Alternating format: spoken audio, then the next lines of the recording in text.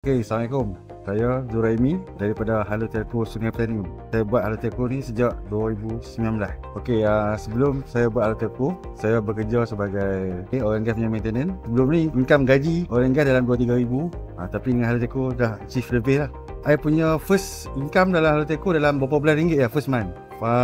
Bulan keempat dah cecah 1,000. Okay, dulu waktu mula-mula dulu saya buat, saya banyakkan offline lah. Saya punya save sebulan waktu tu paling banyak lah, dalam 50 pieces saya jual. Okay, sekarang ni dengan adanya TikTok, Facebook, Shopee apa semua, terima kasih Halo Telco ajak kita buat TikTok, ajak kita buat Shopee apa semua tu. Saya punya sale paling banyak boleh pergi 300 pieces sebulan.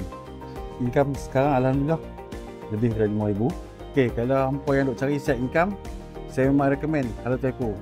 Sebab apa? Sebab Halo Telco dah ada sistem, dah ada macam-macam kemudahan untuk kita belajar. Saya memang sangat-sangat recommend. Sebab saya pun sekarang on the way nak ke Phuket, Halo Telco bagi percuma. Halo Telco dah ada testimoni sampai 6 angka. Sampai 6 angka dah ada testimoni. Jom join Halo Telco. Pada mereka yang belum join Halo Telco, nak join Halo Telco sebagai ejen, saya memang recommend sebab anda akan dapat masa, anda akan dapat kewangan lah. Bebas kewangan, bebas masa.